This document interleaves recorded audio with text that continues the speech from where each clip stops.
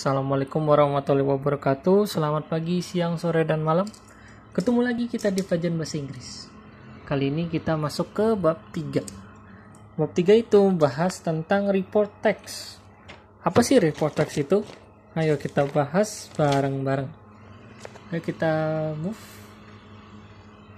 Definition of the report text. Apa sih report text? Ini saya ambil dari internet.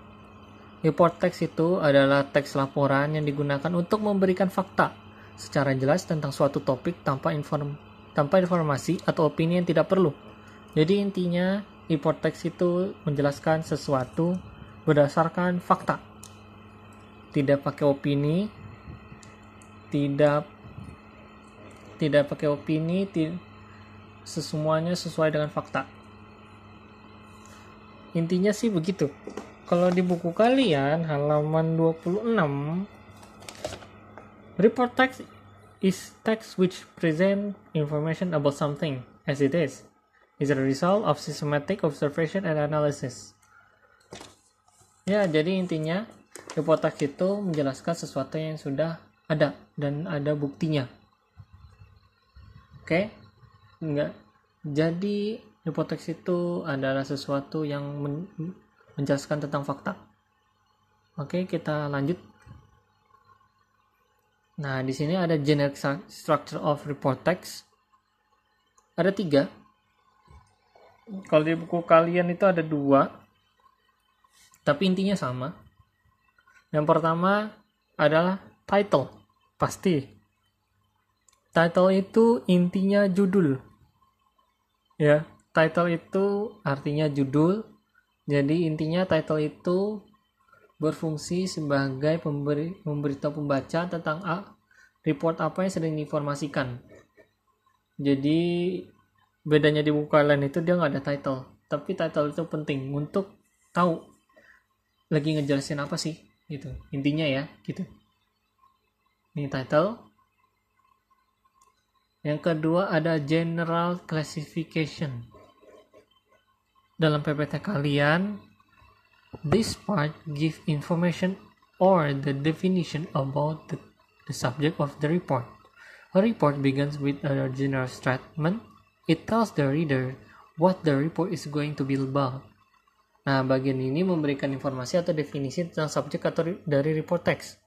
Sebuah report text diawali dengan pernyataan umum yang menginformasi pembaca tentang apa yang disajikan dalam teks. Jadi general classification itu intinya adalah body text, isi dari teks tersebut. Ya, body textnya dia jelasin secara umum tentang satu hal, baru nanti masuk ke yang ketiga ini, description.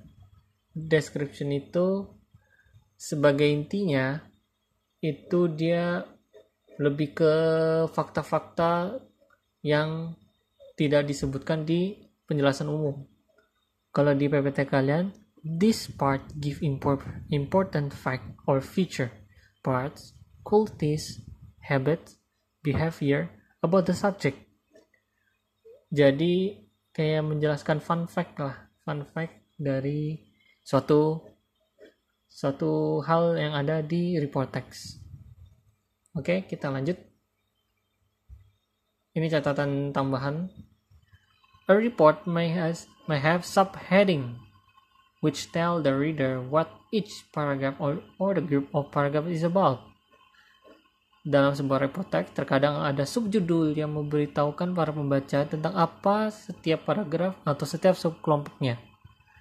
Jadi dia kadang-kadang ada tambahan judul kecil gitu, itu ngejelasin ya khusus untuk bagian tertentu. Ya, jadi bagian tertentu itu kadang-kadang ada judul kecil gitu. Ya. Oke, yang kedua, photograph and diagram can make the report understandable and interesting. Intinya, jadi menggunakan gambar atau diagram dalam sebuah report text bisa membuat penjelasan itu semakin menarik. Jadi nanti mungkin kalau di report text mungkin ada gambar kah atau ada ada tambahan-tambahan gitu, diagram kayak susunan atau urutan gitu ya dari tahun ke tahun. Kalau misalnya contohnya populasi hewan, misalnya populasi harimau, nah nanti mungkin ada diagram dari tahun ke tahun jumlah hewan, jumlah populasinya ada berapa gitu ya. Yang terakhir ada caption help readers to relate photograph and diagram to the text. Jadi caption itu ada judul-judul tambah. Itu biasanya caption itu kayak penjelasan kecil ya yang ada di bawah gambar. Itu kadang-kadang ada di suatu gambar itu gunanya untuk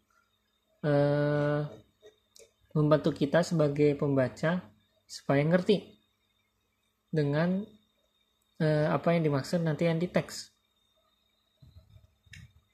Nah, ini kita masuk ke language feature. Language feature of report text ada 2 intinya. Present tense, ini intinya.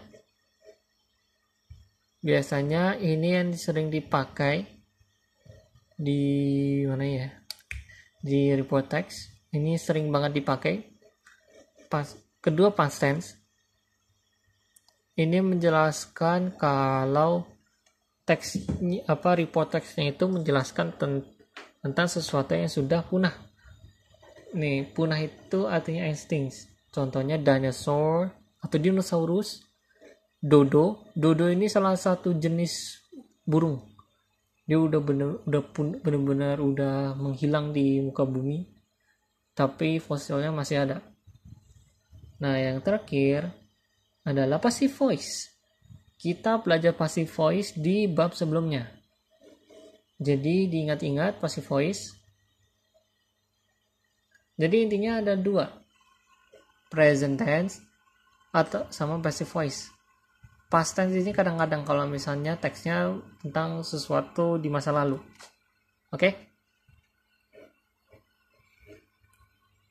Nah, kita masuk ke contoh. Ini kalian cukup dengerin aja.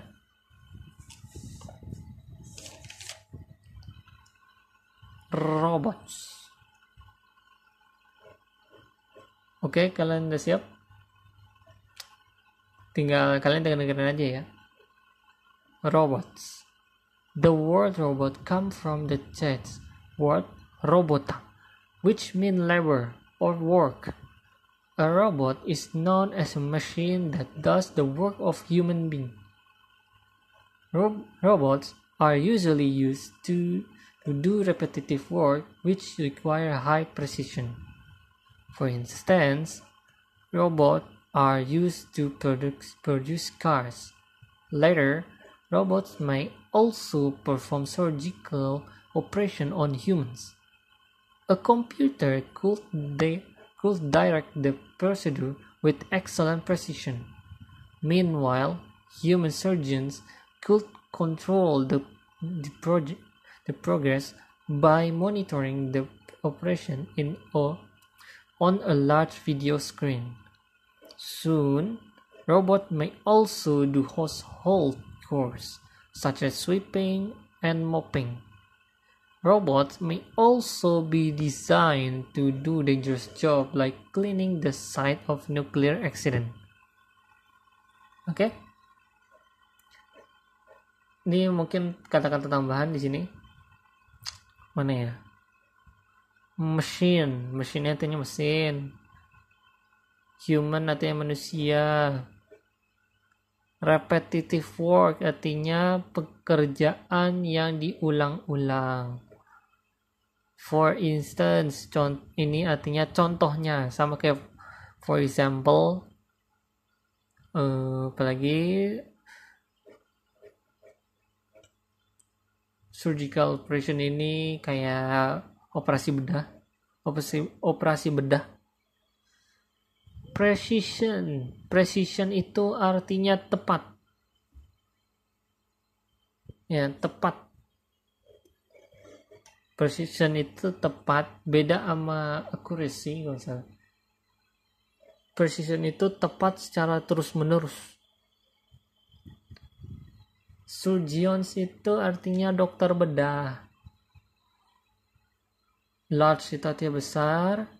Screen itu artinya layar. Household chores itu artinya pekerjaan rumah. Contohnya menyapu dan mengepel. Dangerous itu berbahaya. Jobs itu artinya pekerjaan. Cleaning itu membersihkan. Nuclear accident itu artinya kecelakaan.